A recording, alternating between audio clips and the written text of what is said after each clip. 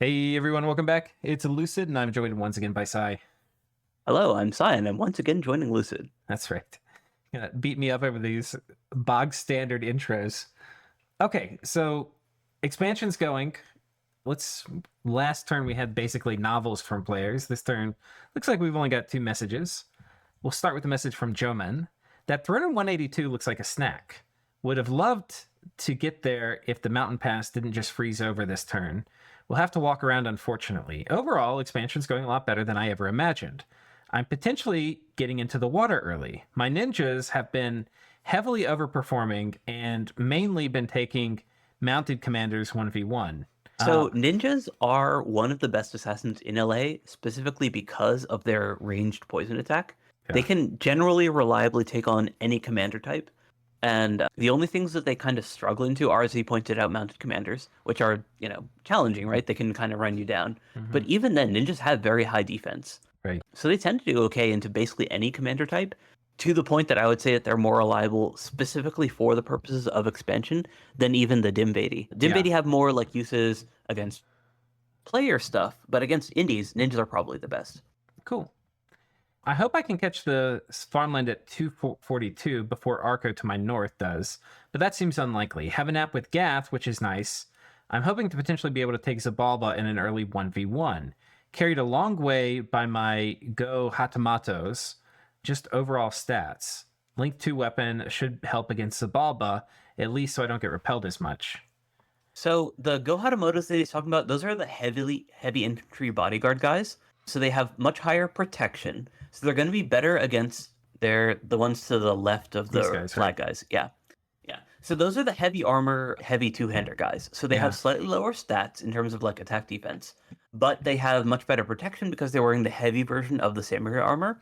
And the Nodachi has better stats than the typical two-hander. Right. So it's a little bit of overkill against general bats, but it is very good against Ocelotls. Comparatively, the other thing that you would get against players with... I think he's thinking about this one with the size 2, right? Because if he has... a length 2 weapon, yeah. And also the obsidian sword clubs. So club sword, yeah. But if you compare that to he'll still get repelled some. But they have okay defense and decent morale. I don't think they're going to get like ultra repelled. Yeah, but if you compare them to the Akaoni samurai, which are the flag bearing guys, they do have worse stats. So like if you look at Jomen real quick, those flag guys to the right. These guys, yeah. Yeah, so those guys have 13 attack, 13 defense, so 16 attack with their katanas. So what he's talking about is basically that you have a length 1 weapon versus length 2 weapon. But because those guys have that 16 attack, they can reliably hit high defense targets, which is going to be valuable against the defense buffed Ocelotls. So yeah, I wonder though if they're better off with Ashigaru.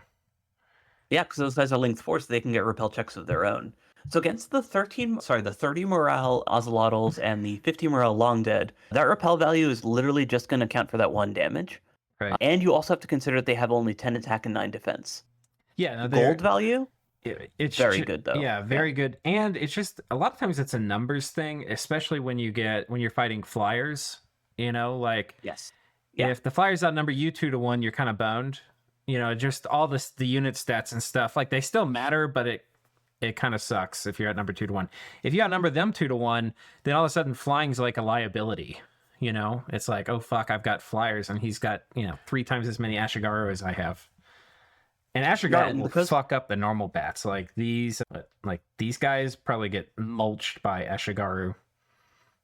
Yeah, really the comparison is going to be against the Elves and Long Dead, which are kind of what's going to make up the most of Shabalba's forces. Yeah. So I could definitely see that fight going either way. Yeah. And I actually do think that the Ashigaru are a good choice. Yeah. I actually agree with you there that just based on their recruiting point cost and their lower gold price, you could definitely get a lot of mileage out of them as well. The reason that I like the more expensive Akaoni Samurai is mostly just because of point buffs. Yeah. So Jomen has access to a ton of different buff options. And if you're going to be point buffing like a relatively small number of units, you want those units to be as elite as possible. Right. Of course. Yeah, between the Akaoni and the bodyguard guys, I actually prefer the Akaoni's higher attack and defense, just because I feel like they're going to be hitting more reliably. And when you're already buffing their protection, the difference between their armor values isn't going to be as impactful. Okay, I was looking to see here if we can see what mages they're getting, but we don't really have any indication yet. Yeah, and either way, it's going to actually depend, I think, a lot about what types of magic the two sides are going to be deploying. If you go the Ashigaru route, I think what you want to do is get the Master Shugenjas. And you want to do the big AoE buffs. You want to do big AoE buffs, exactly. Yeah. Right. With those guys, Strength of Giants, Legions of Steel, those are going to be your go-tos. And I actually agree, like, if that's your early plan, is hitting those level 3 non-alteration spells, you're going to get a lot of mileage out of those. Yeah. And then, because the Master Shugenjas are also going to hit Nature 2 relatively frequently, you can also get a lot of value out of Web in Evocation. Yeah. Because that's going to lock down 2 squares that they hit. And assuming you're being swarmed, you don't really care about the accuracy quite as much. Yeah. Ooh, okay. So, God, this is some of the pain, though, of having... Now, some of it is just because they're near Atlantis, but there's not a lot of land for them to get. There's a lot of water. And this might come back to the build. I think on a water-heavy map like this, not taking some water-capable pretender awake might really be hurting him. I'm actually kind of an advocate for, like, if you're playing Jomen and there's not this much, like, this huge coastal water system, I love the idea of taking, like, Scales or Dormant Titan or something, because you can actually sneak underwater with Master Shugenjas and, like, Construction 2 gear and Alt 3 or something silly. Yeah, especially with some of these easier provinces. And this particular Jomen has a free in to the water because they have easy provinces and mermen. Right. I actually talked at the end of last turn about how this map is super choke. So yeah, you're right. Jomen's expansion is very limited, just routes that they can take, just because of this map layout. Yeah. So I feel like, and of course they couldn't see the map before the game started, right? And they might have been thinking, I'll be here and I won't have all this water near me. But they opted into having 3 water provinces bordering them. Right. So just by having that's already limiting 1 out of the 4 expansion avenues that they get out of their capital. Yeah. Like, guaranteed. Yep. So, I think this is me Monday morning quarterbacking, but I kind of feel like, man, it would be nice to have an Earth Snake or something. And just not give a fuck. I agree. Yeah. I actually think that Jomen is pretty flexible in terms of their expansion. Yeah. But I also don't know if I would opt into having those 3 coastal water provinces. Right. Because Jomen does actually get a lot of value out of just, regular land provinces like any other land nation. And while there's a ton of value to having those underwater provinces when you can get them, yeah, if you're not building to take them early, you shouldn't opt into it, right? Yeah, I think that's how I think about it. Yeah, I think you're right. Yeah. So if it's absolutely okay to say, yes, I do want these 3 water provinces, but then you want to take an Earth Snake. Yeah. And it's also okay to go, I know how to expand with Jomen. I don't need a snake. I'm just going to, expand with my Cav and do my testing. And, his expansion has been fine, right? Right. In terms and of... you can probably, either through your first war or something else, you could probably find your way into a pond or something, even without taking the 3, and get a few Ryujin. Exactly, yeah. So that's my take, is you can opt into not having that coastal start and then just play Jomen as land nation. Or if you do want those Ryujin, then as you said, you really do want to be able to find a way to get underwater early. And this right here, this score graph I'm flashing up right here for Jomen's provinces really just tells this story. He was flat on expansion this turn. He's not failing expansions, he's doing fine. It just, there's nowhere for him to go. And his early bump was mostly because of those heavy cavalry mercenaries. Yeah. I wonder too, I thought that he should be able to move here. He must not have the right kind of commander for this. You'd commented last turn that he should have been able to move out before, and I think I agree. I think that he's just being relatively cautious about how he's using those cavalry to expand. Commanded by a mounted Goniken? Is that... Gokenian. Oh, this guy. He's map move 16. You should be able to map move 16 here, right? I'm not missing something, am I? No, I think you're right. Yeah, I'm not sure. I think he's doing that. He's bringing these are 14. Those are 14. Okay, yeah. Oh, that might not be what I know. 2 planes is 12. That friendly territory, right? And friendly territory, and this is going into enemy. So, is it 14 or 16 to get there? It might be 16. I do not remember. I'm sorry. All right. Well, we got a message from him. Who's our other one? From Gath. All right, we'll get to Gath in a second. Arco.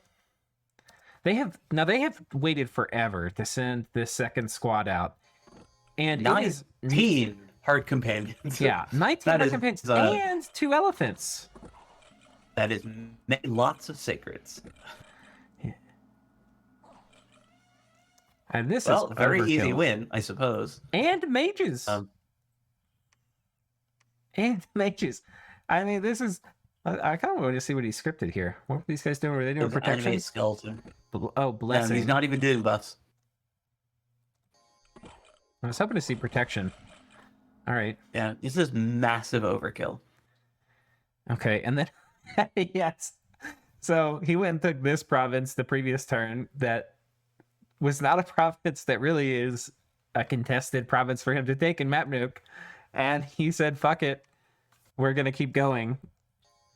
This is a major fuck you to Ulm, and you kind of get that in the bounce. Like, Ulm also went for this province. Right. But so, he killed some more Ulmish dudes, which is not looking great for this early game focused Ulm build. Because, yeah, guys are very, very bad against Trample. Yeah. The Trample is not going to trigger the Fire Shield. Right. And their their protection tank units as opposed to defense tank units. So they're, armor piercing damage from these size 6 tramplers. So they're going to die pretty fast. And he did the thing where it's like you wait 5 turns so that the enemy closes with you. But sometimes that makes it so you don't get as many attack orders in. Like, I don't know why exactly, but you can see here he's not hitting. None of the elephants have taken damage, have they? Oh no, they haven't taken damage. No, he's just been trampling, yeah. So he's been having the Cav haven't done their lance charge yet because they're on like hold, and there they finally did. But he hit once, and then he's decaying because elephants have pretty low magic resistance, right. But plenty of time for him to murder this guy. And this is going to be a very old elephant, but I think he's going to survive. Oh no, he didn't. Alas, died of old age. But 1 elephant lost for 2 Hawkmeisters, a very good trade. Right. If he was fighting Ulm. But he's fighting Ulm between Ulm and TNT, not along his own borders. As you pointed out, this is a very strange place to go be attacking. From this position, if I'm Arco, I attack Ulm. Like, I don't go for more indies, I take 85. But that's in the cap circle, because that could get reinforced. But otherwise, this move does not make any sense. Like, there's no other reason for you to be up there. Well, I mean, it makes sense just in the way of, like, you're fucking over Ulm. So if you're sure your first war target's Ulm, this is a fine move. You don't have to do it immediately. See, this is the mind game, I think, is like, if you do this, I think you're going to attack here. You're going to take me as Ulm, and now I'm going to have to go fucking defend this province and put PD here so that when you attack it, I win. And that means I don't get to finish my goddamn expansion. And you just ruin Ulm's game, and then you get to come in and kill him in a minute. But you could attack here, but... Yeah, I don't see any point in not attacking there, honestly. Like, because the stuff that you have remaining there can't do anything else, right? It's like, if you don't attack there... I guess. Right. But, like, you come up here, and now it's like, okay, well, I could attack here. I can try to bump you here. I mean, it's just gonna fucking ruin Ulm. And then this army can come up here and then check this, and then he can take stuff in his cap and move over here and threaten this. It's just, you could do this and attack here, but I'm just saying, like, and you're right, this is a war declaration in my opinion. I also don't think that Arco's forces and recent recruitment have been in position for this war. Right. I think that you needed more elephants and that you needed to move them onto Ulm's border already. And you need to expand down here. Like, there's nothing that's going to do this yet, right? Because if you're going to pick a fight right now, you need to move this stuff up here to fight. And it's like, hello? Oh, yeah, no. This movement from Arco is very much like invading Ulm. Right. And I actually do think that's okay. Like, I think it's okay to, especially if you can negotiate with your neighbors and be like, hey, these are going to be our borders. It's going to be great. And then, it takes you a very long time to go get those borders. Right. Depending on, how lenient your other neighbors are going to be. You can leave those borders indies for a little bit while you go finish your first war. That's assuming that you're building for a year 0 war and are mobilizing for a year 0 war, which this Arco is not. He needs more elephants, and he needs them on his border with Ulm now in order to actually execute a war. So I actually think this is kind of like a little half-assed war thing. Yeah. That like I don't think he so, like, does this have army is fire very big. resistance. That also means these guys are gonna fuck up Hockmeisters too, probably. And they have a They little don't bit care of about strength, fire right? shield. They have a 4-length weapon. They don't care about fire shields. Oh, that too. Yeah, like 4-length weapon plus 18 protection. Like even if they didn't have fire resistance, they don't care about fire shields. Okay. It's fire shield's what, 8 AP damage, and you subtract 1 for each length. Is that right? Yeah, so it's 4 against protection 18. Yeah. Okay. So without fire no, resistance, protection then not 18 because it's AP damage, so it's going to be protection 9. But yeah, that's still it's a very high end DRN roll to take 1 point of damage against 13 hit points. Yeah, and 18 piercing damage is going to fuck up Hockmeisters pretty quick. So the fire resistance is like fine. It doesn't hurt, right? Yeah. It makes the fire shield even less impactful. I mean, it means that it'll literally never hit proc. Yeah. So but even it's without kind of it, a good war target. Yeah, kind of. They have and all they have the magic tools. weapons. They've got elephants. They've got these guys. Like, these guys are going to do okay against rangers too. So, which they're starting to mass. Yeah, it's just that they're not in position for it. Like they're very obviously not deployed to be attacking Ulm right now. Right. So let's take a look at Ulm's expansion. He expands. I think down here. I think this is going to be like kind of a running theme of like the stuff that annoys me is these half measures, right? Like where Arco is very clearly fighting Ulm, but they're not all in. They're not committing to it. And that's really going to set them back, right? Because they can only take potentially 1 Ulmish province this turn, right? Because they only border 1. Right. Their own expansion is not incredible. And they're not... If this were like a 1v1, like a duel, you ignored everybody else, I don't mind at all that he is doing this and doesn't attack. Like that, having a slow thing where you're just fucking with Ulm is fine, because you might win in 5 or 6 turns. The problem with this, though, is once you get tangled up and like Ulm's pissed, he's going to be asking all your neighbors to attack you. And then, like, say he's all up in here, like, you're committed. And once you're committed, you want the war to be over as quickly as possible. You don't want to have, like, a period of 6 turns where you're committed, but the war isn't over and your neighbors can all position to stab you in the back. Yeah, I think Arco's just been too slow. If they do want to rush Ulm, they're not set up for it. But I mean, I feel like I've kind of been repeating that point too much. It's turn 7, though, so it's still pretty early. Yeah. Oh my god, 5 Hockmeisters here. This is definitely overcompensating for some of their earlier losses, but it is going to give them the chance to starburst out of this province and hit a bunch of different neighbors at the same time. This is one of the provinces you only needed 2, but yeah, that's a little strange. Yeah, I don't think they want to go fight into nowhere. Yeah, because although that's a library province, not that they know it. Yeah. Which I guess is less valuable for Ulm than it is for other folks. But Vadeheim loves that, because Vadeheim's issue, or I guess part of their issue, is that they can never have enough astral mages. Yeah, it's the goddamn truth. Their astral randoms are so fucking valuable. It's like, every time you get one, you're like, oh my god, I got another one. Just about, Yeah, pretty much. And if your first war happens and it doesn't go exactly as planned, then you're really out of astral mages, because most of them died in the war, and then you're like, you've got all these other mages. Like, what do I do with these? Yeah, but luckily, it looks like Ulm has to fight Arco. Like at this point, unless Arco is like ceding multiple provinces, those guys are fighting. There's no other way to explain these borders. And Ulm's kind of out of position for it too. I think if you're Ulm, you probably, what I would do as Ulm is I would use this stuff. Oh. This is Cloud Mages, though, or Illusionists. Illusionists, yeah. It's a pretty easy Illusionist province, luckily. Like relatively light on the other troops. But yeah, for Illusionists, they can be super annoying just because both, they have the Cloud stuff spam, and they can deal shock damage, which is armor negating. So your, like, the Stug build, did they have shock resistance on it? Because I don't think they did. No. Yeah, so those guys get stunned every time from lightning bolts. Right. So you have to move this army in here. You can't do this with the thugs. Yeah, the Rangers can do it at least. The Rangers should have no problem. I don't even know what you do with the thugs. The thugs are not... the only thing the thugs are going to be good against is PD in the Ulm vs. Arco war. So I don't even know what you do. I guess you take these guys and you try to get these provinces with them. And then... That makes sense. Yeah. It's very odd that they put 5 of them there, though. Yeah. Especially because, if I recall correctly, didn't they negotiate borders with Van? I don't remember. All right, let's keep moving. Alba. Just expanding. Yeah, Just they expanding. lost 6 long dead, 1 obsidian warrior, so very good for Yeah. bats. This is basically lossless as far as bats go. They've killed the commanders now. Now we'll just see how many die on the retreat.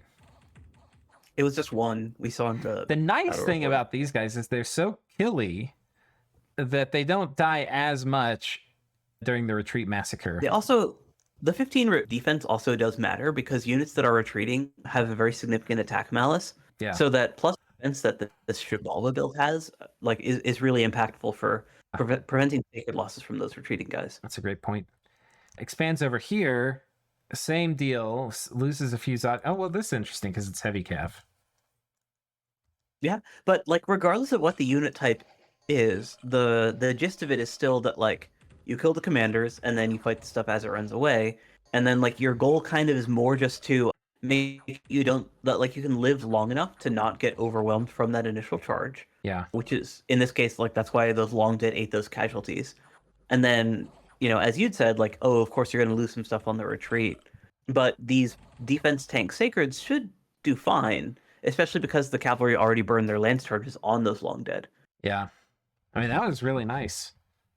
Yeah. Yeah. The lures are really important so that the cav don't turn around and smack you, as you pointed out before. Yeah, that's kind of how Shavala and Miklin should expand, or Eagle Warrior Miklin style should expand. Is that you kind of like have stuff that's already engaged right at the time that they're starting to retreat. Oh gosh. This is the ball that I know and love.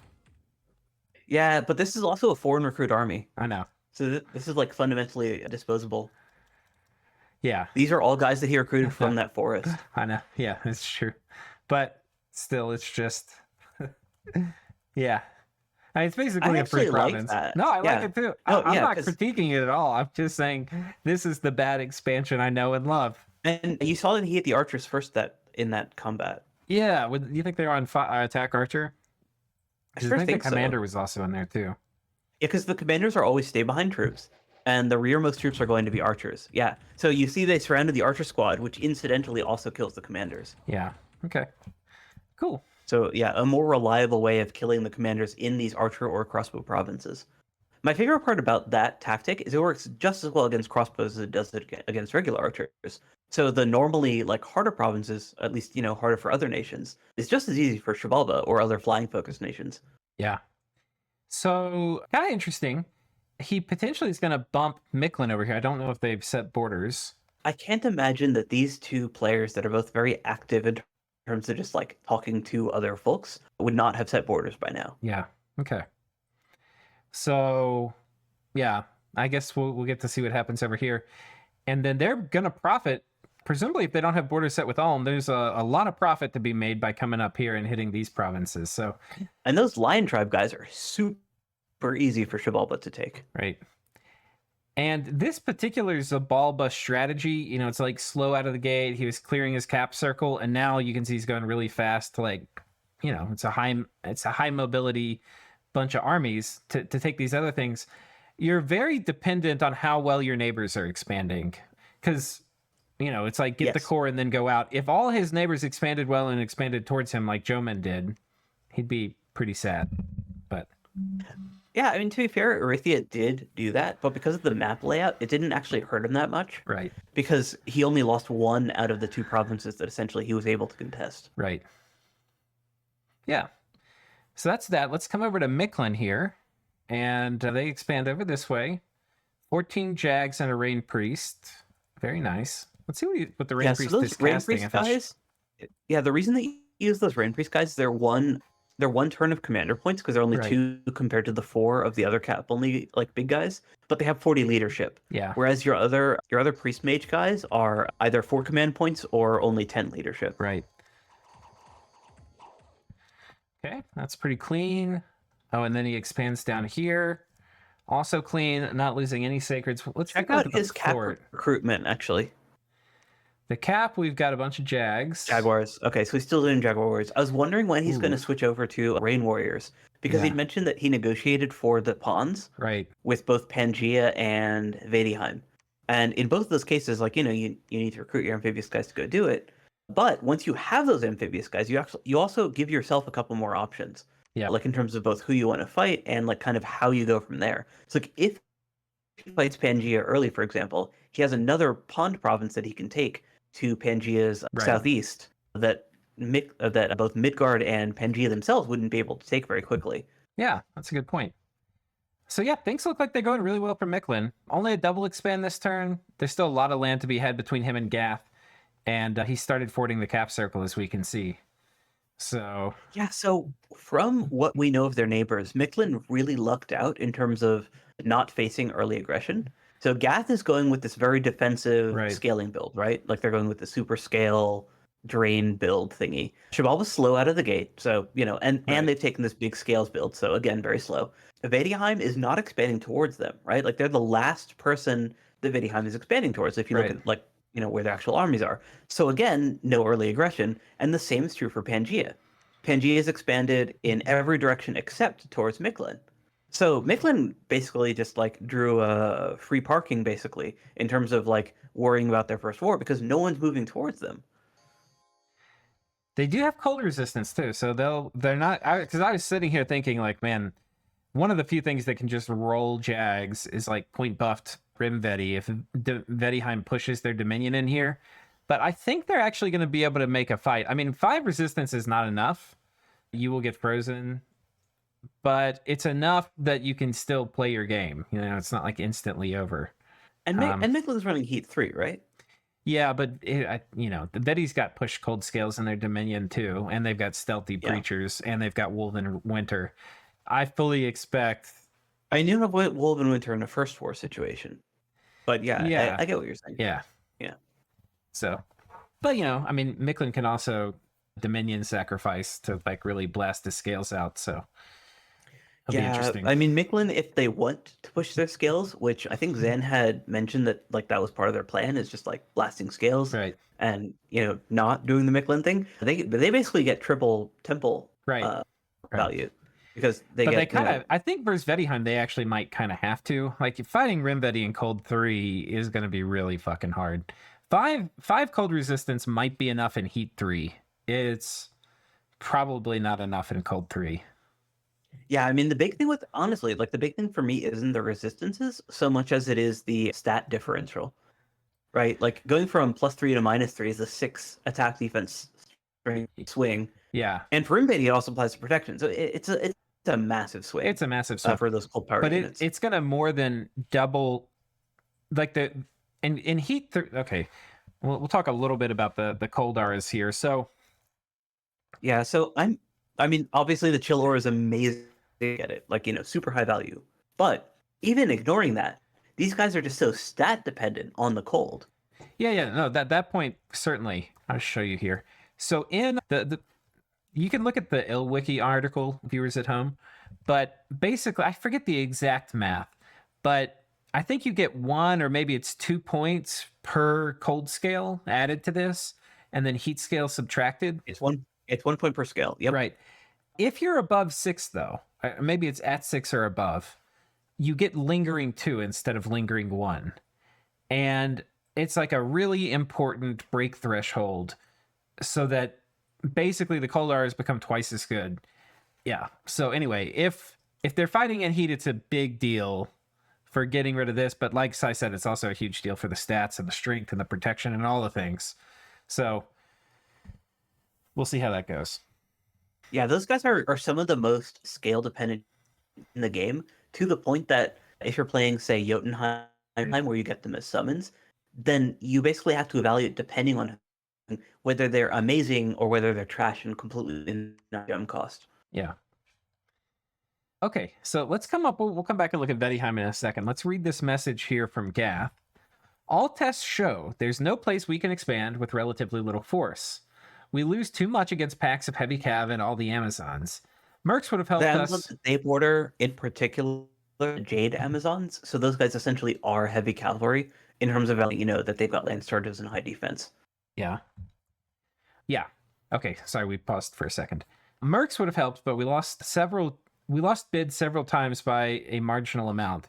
I must admit, I haven't had an expansion this hard in a while, where you need to check every freaking move, and each time you realize you can't do it. Super frustrating. Feels like PvE chess. On the bright side, though, our Diplo keeps us in this for now, as all borders are agreed and naps are signed. Also had a luck event, which allowed us to start a fort this turn in 220, since it's our best spot we have for now.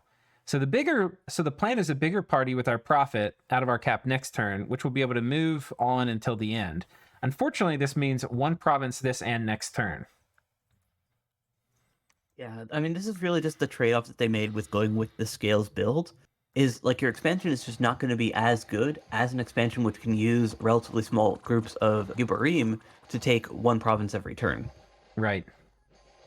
And I they're mean, not these full javelin guys scales are- either, are they? Like they've got really good scales, but it's not. Yeah, They don't have all. Well, I mean, they don't have all the production scales, do they? they've got they've got a Prod lot. 3. They've got a lot. Yeah, they've got Prod 3, Luck 3. Order 1. So the Order 1, I assume, is based on Gittite value. Yeah.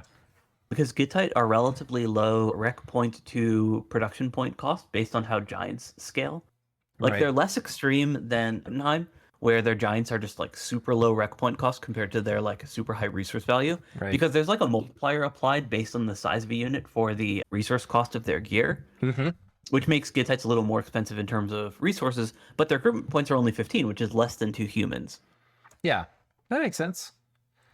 So yeah, I guess this actually is pretty much just full scales expansion. They probably aren't really missing much by getting Order 1 instead of Order 3 for how many units they can produce. Pings this.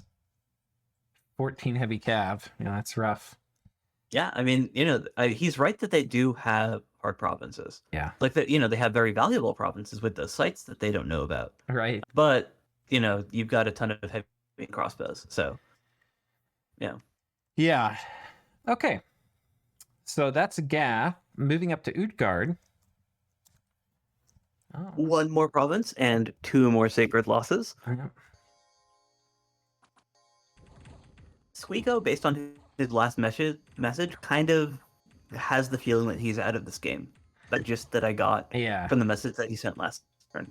So he's not going to give up. I mean, I know knowing from how he's played in the past, he's still going to definitely fight to the end.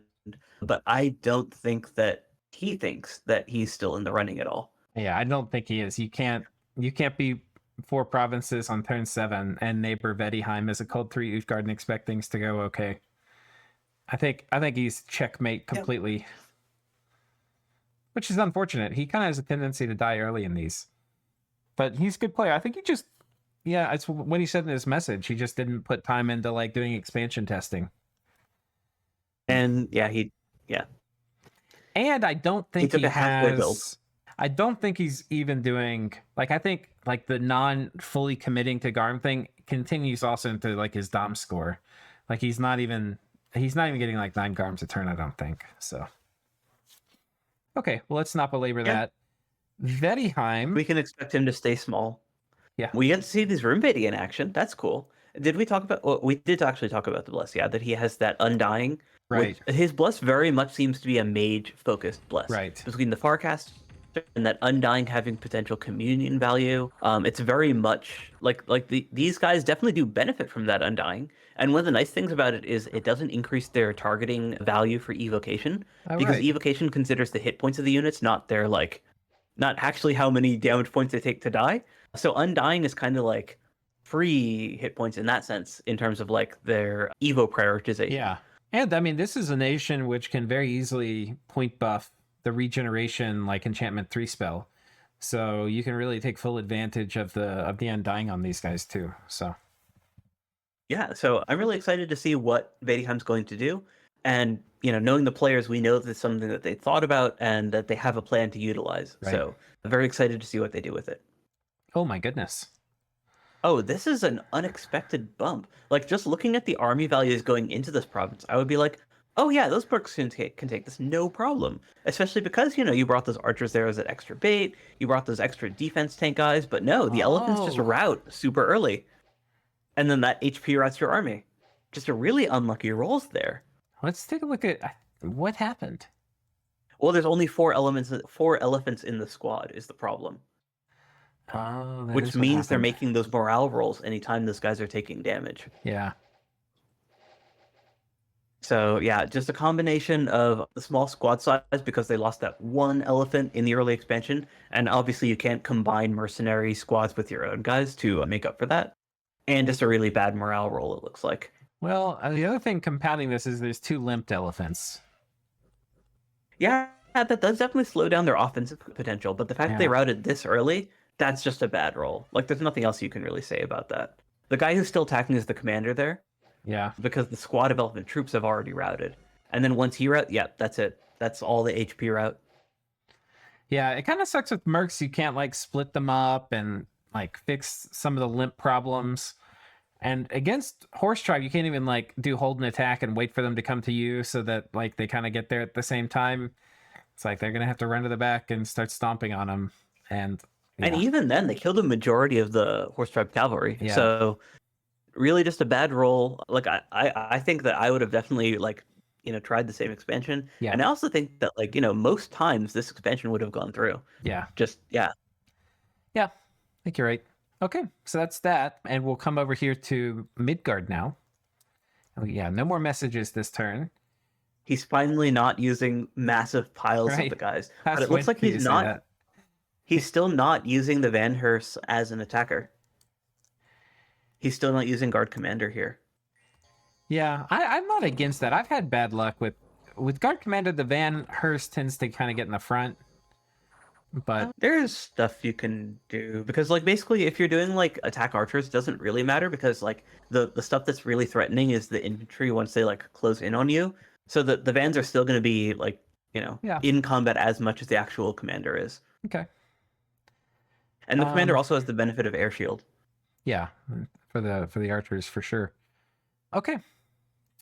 And then he did one more expansion, looks like, but that one's just a pile of Vans. Yeah, that's like Yeah, two this is- expansion parties. Especially again, this is short bows too, right? So Yeah, these guys can't hurt his guys. yep. He also isn't holding them, it looks like, so they only get one round of bless. So it's possible that some of those Vans aren't even blessed in this. Yeah, some of them weren't even blessed initially because they got the bless later. You saw the like late targeting Yeah, there. but I think I got most of them. Yeah, I think they got them all eventually. They just didn't get them all in the first batch. Yeah. Okay, so a double expand from or Midgard. Yeah, he's definitely running a light bless build though. So like in a sense, like the bless is a little bit less valuable than it might be if you're doing like a +6 defense bless. Yeah. I also kind of wonder where he's going to put up his first fort. I think that farm 107 is going to be really valuable because all their I mean, units this is like the a Einheirs. capital. Yeah. But I was more thinking about the recruitment point cost of their units. That both the Right. Einheirs, that like the Einheirs are, they're decently high resource cost, but they also just have a really high recruitment point cost. So you actually do kind of value like farms in other larger provinces. Yeah, 31 recruitment points. Yeah, especially if you can get like this. If he gets this throne, that'd be really nice because he kind of needs resources here because you're not going to really be able to make that many with just these planes.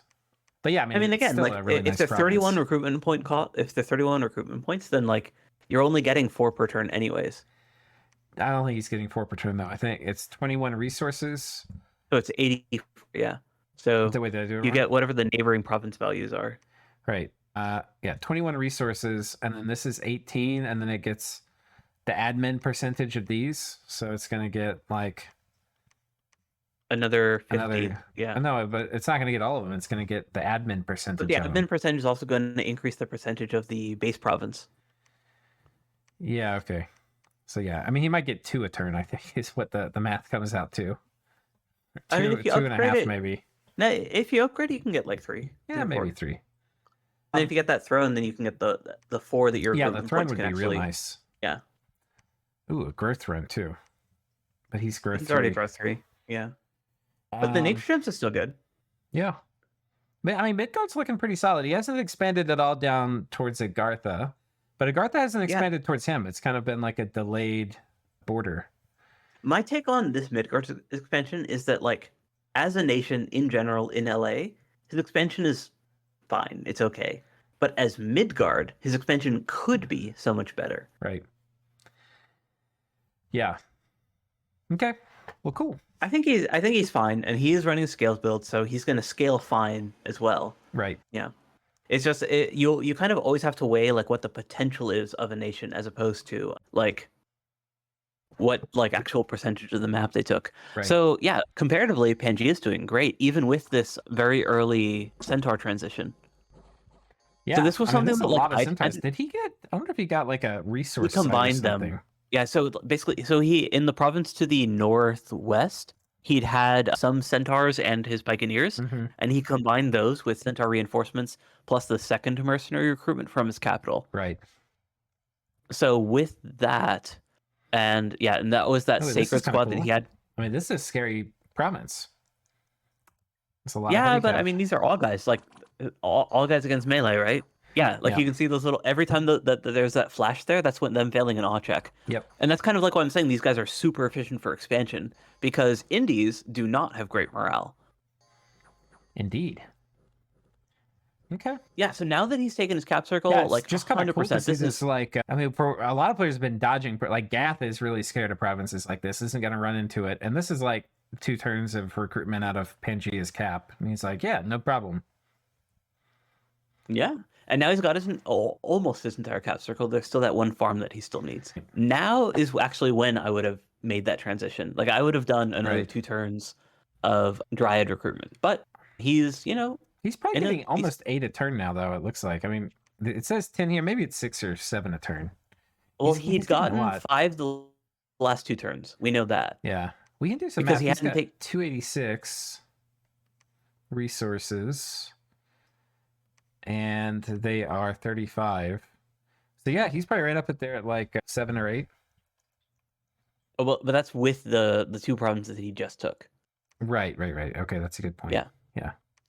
So like this is when I would make the transition, but his earlier transition does not seem to be hurting him at all. Right. And he's going to have a couple more of these guys for his first war, which is going to be super valuable depending on who he fights. Because if you're fighting a crossbow nation, these centaur are way better than the dryads. Yeah. And he might be. I mean, he's got Marignon to go after, or Miklin, or these guys. Yeah, I mean, he should pick an early war target. And as Pangea, you kind of have that right, where like people don't want to fuck with you early game. Right. So you tend to be able to pick your first war. When I played LA Pan, I actually prioritized fighting Marignon because I felt like it was a relatively easy target. So we're going to have to see who he decides to go for. Because this particular Marignon has an awake researcher, which means he can pull out some tricks, and we don't even know what those are going to be. Right. The only tricks we know about right now are Phantasmal Warriors. So last episode, he lost 3 mages, which kind of sucked, but he got a really cool province. And they're basically just, their whole expansion is really just sailing around the lake. But this is the thing, they've never so been far, able yeah. to Well- get more than 1 expansion a turn. They're really just, because, I even hear, they did, this is their first no expansion, or no attrition expansion. So this is what they need so they can finally get another expansion party. Yeah, and he's definitely getting mileage out of that hero and his retinue. Yeah. Okay, well, we'll see what they do, but Marignon's looking a little rough, but they've got a plan, presumably, with this awake researcher. We probably shouldn't have watched this. We're not going to watch all the Agartha ones, because Agartha actually expands really well with cave drakes. Yeah, I mean, he did lose one of the knights, but he did keep the drake. Right. And that was the adventure event, actually. The province that you just highlighted, that's an event where you get like a bunch of So you get 5 adventurers, yeah. which are a random roll between a couple of different kinds of adventurers, and then whatever survives the battle you get to keep. So he got 2 nature mages, it looks like. Ooh, he got 2 one of these priest. guys.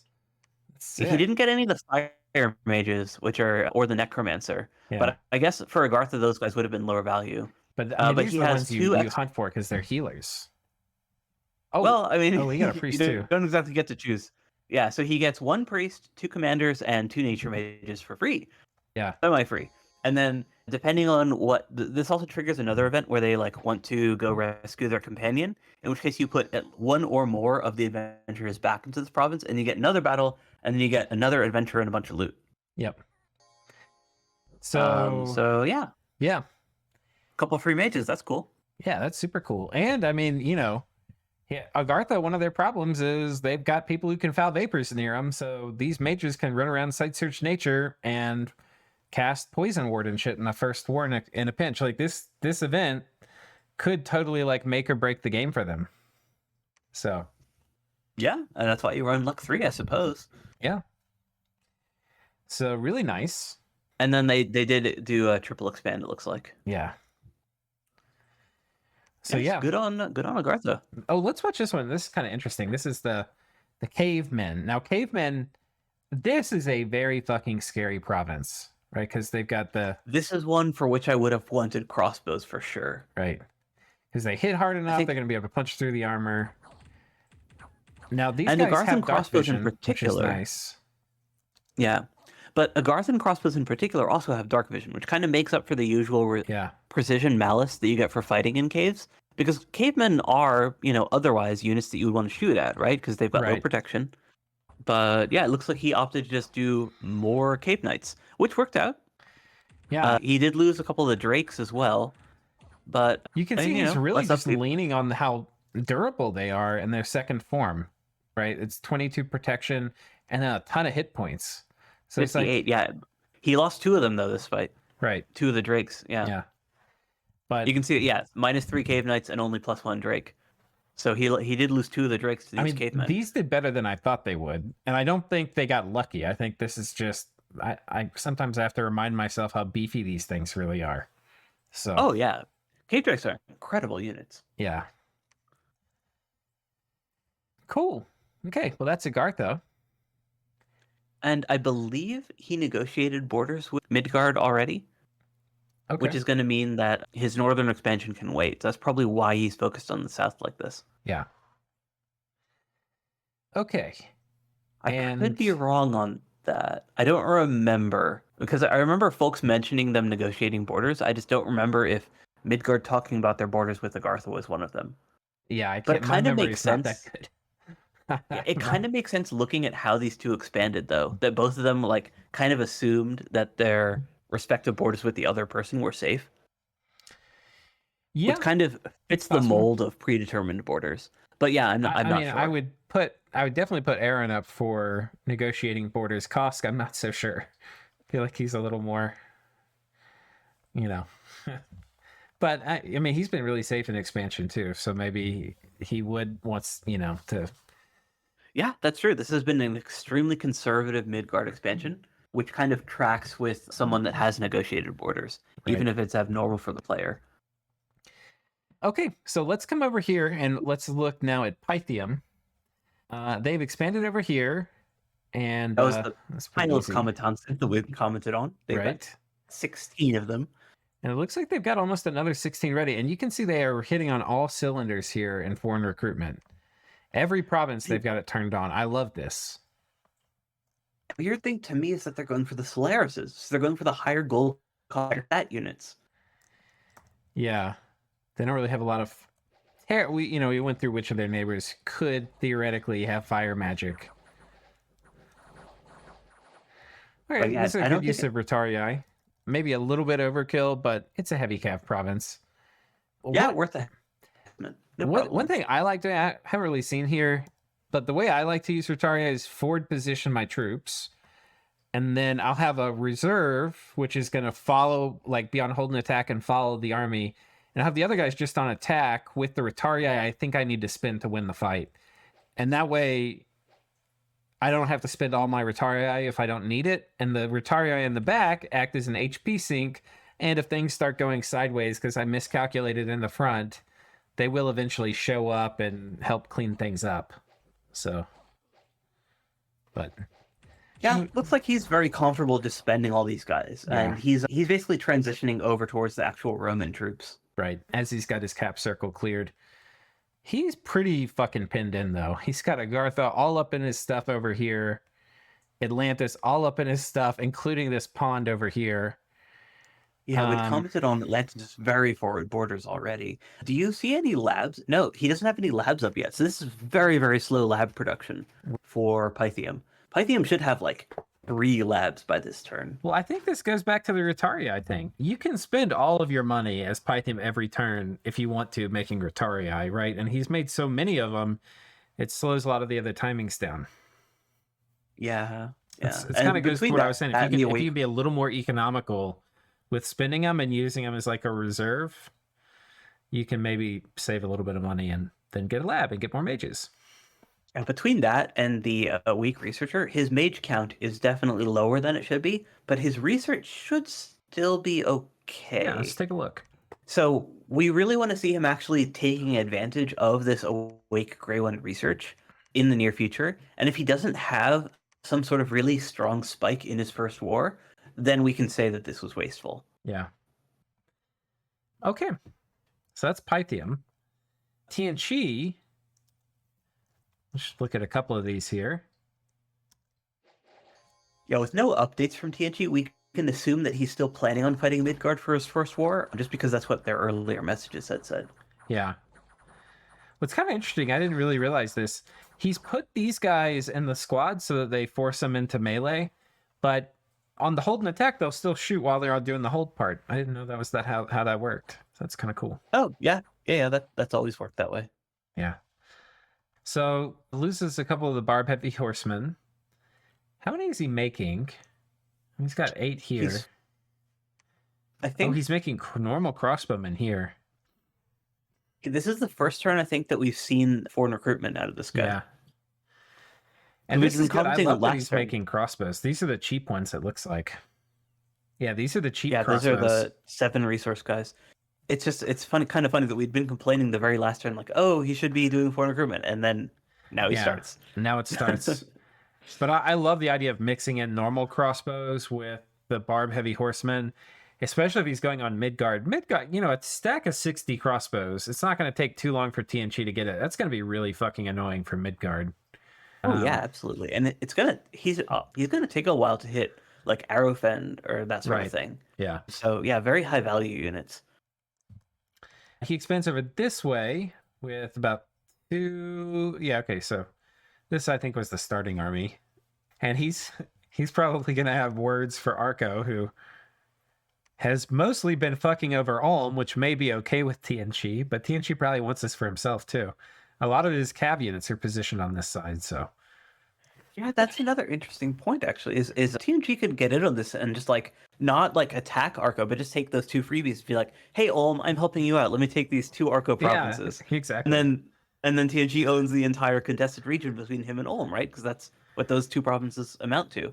Right. And if this really is a war declaration, as you said, then Ulm's going to be fine with that because he'll be like, okay, I'm going to come down here and eat all the Arco stuff. Yeah, so then, TNG would be TNG basically gets 2 free provinces if Ulm and Arco go to war. Right. So that's cool. Pings this. Pretty easy province. That's Arithia. Yeah. Yeah. Well, let's move to Arithia now. The one monster nation. He insubmerts It looks like a lot of here. pings. Yeah. Mercs get eaten, but he has a ton of his sacreds there. And because the sacreds have awe, kind of like as we saw with the dryads, they should have no problem taking heavy cavalry. Yeah. Their only thing might be they might encumber like fatigue out a bit. It's kind of just a lot of troops for them to chew through. But I think they're going to be fine because they also have smite in that army. Yeah. Ooh, spicy. Okay, so this was the interesting thing because the god was here and he could have moved the god here or here, but he chose to move him here. And to me, that reads aggression towards Atlantis. So Atlantis still hasn't taken all of his cap circle, which is very late for Atlantis. I think he's going to take the province to the northwest.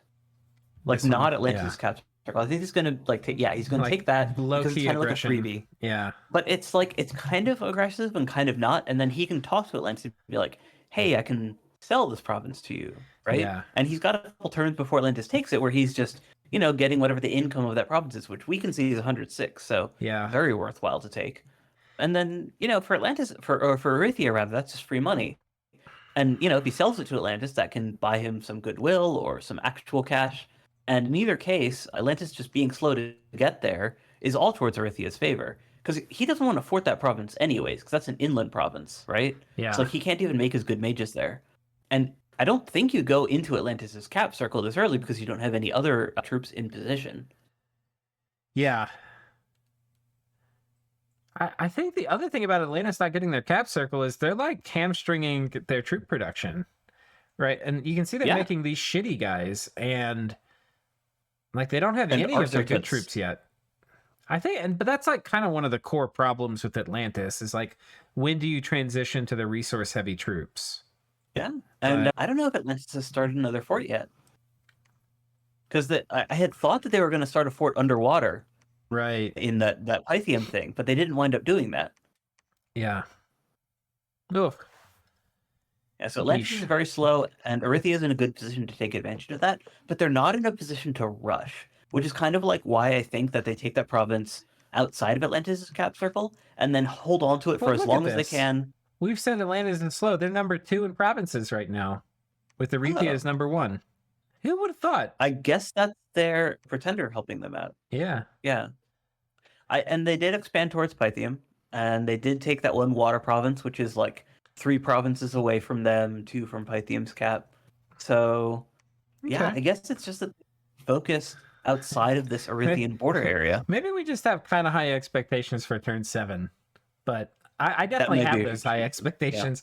I'm like, what? Come on, let's get on this. Get these cap circle provinces. What are you doing? You're advertising weakness to your neighbors, but I think it's okay. Yeah, no, I think that you're right, that we've been kind of holding everyone in this game to a really high standard. Yeah. So when they have these little hiccups that like we're like, oh no, but like actually they're still fine. Yeah. Yeah. But importantly, the troops they're making now, they're not the Mournfuls. They are the low resource snow warriors. So they don't have really good protection. But because winter's coming up, they can start taking advantage. It's these guys.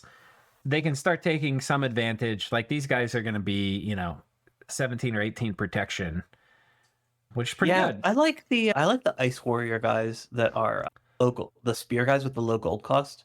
Those are my favorite just because they cost like 3 less gold. Yeah. And they're still super high res point cost, but like they're still just as tanky as the rest of the guys, and they still have a link 3 weapon.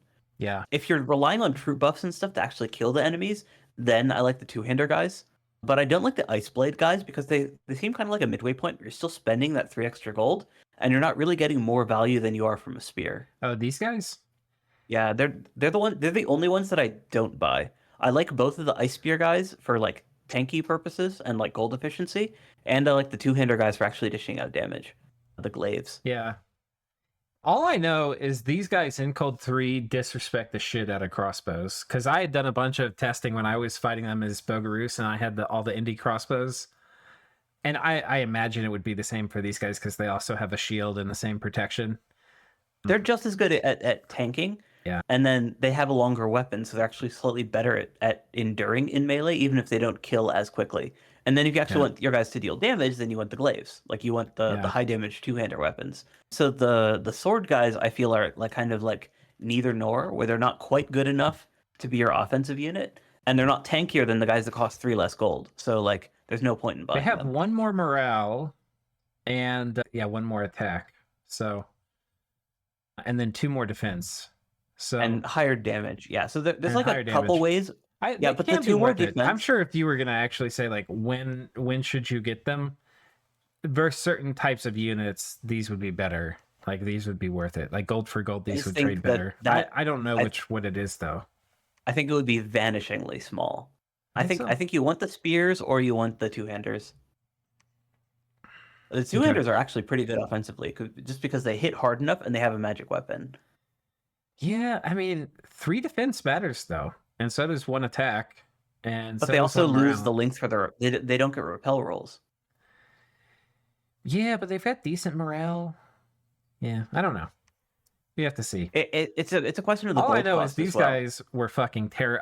It was one of my takeaways from having like fought Atlantis was like, oh shit, because like I did all the testing, these guys were murderous, but I didn't test these guys, so maybe these are just as murderous. So Yeah, I mean they've got good. Atlantis units in general are very Yeah. good. you're not going to make a ton of mistakes. The only mistakes is you do want to get out of the mournful game once you have resources. But Yeah, Mournfuls are he's very doing gold good. expensive. Yeah. Yeah. And then let's see what the god is casting here. See if he's upgraded his script at I all. think I imagine he's doing the same thing because he doesn't have enough dudes in his capital to Right. change it up. Okay. Yeah, And it's regular archers as opposed to crossbows. So easy sound. Cool. I think that's that. And we're back to Pythium, who We've already caught. we've Yeah. already covered. So let's pull up the score graph here and look at the. Oh man, Udgaard really is in a class of their own. Squeako, my man, I feel so bad for you. You should have tested the expansion, though, buddy. Arithia missing a turn is curious, but I think it's just a matter of positioning. Like he hit certain provinces, Yeah. and then he like has to kind of like pause to, because he hit those borders with the other nations beyond where he wants to expand. But I think he's going to get a couple more next turn, so he should still be top of the charts, even though he had a missed turn. Yeah. So I'm going to read off everybody who's in the top 3 spots, right? So we've got Pythium. He's in. They're tied for in the 3rd spot. Then we've got Ulm in the 3rd spot. Then we've got Tianchi in the 2nd spot. We've got Agartha in the 2nd spot. We've got Pangea in the 3rd spot.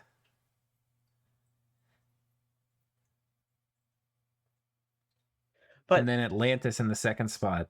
But almost everyone else is tied for 4th. So, and the difference between 1st, 2nd, 3rd, and 4th is each one province. Right. Yeah, it's not a big deal. Income-wise, though, woo, that is a lot bigger. Clearly in the lead, yeah. Yikes! Wow, that's awesome. And Arithia is definitely a nation that can turn gold into, like tech advantage. Gold into value. Right. Did they start their first fort? They must have. How do you have this much gold and not start a fort?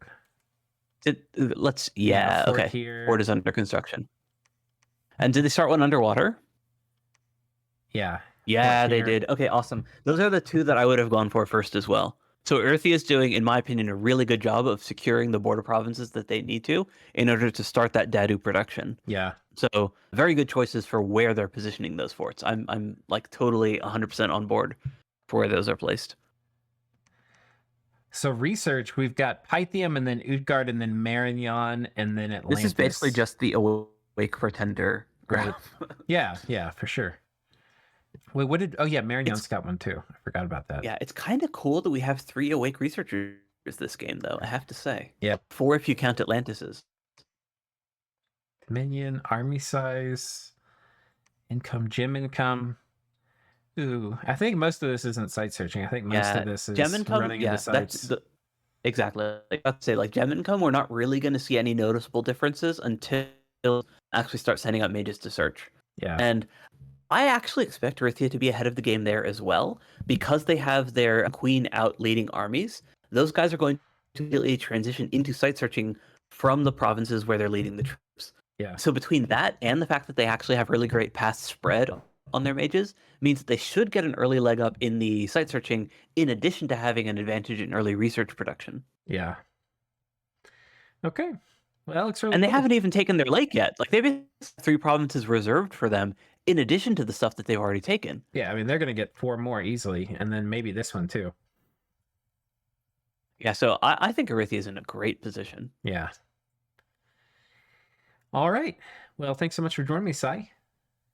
Yeah, thanks for having me. All right. And viewers, thank you for making it to the end if you made it this far. And we'll see you next time. Cheers.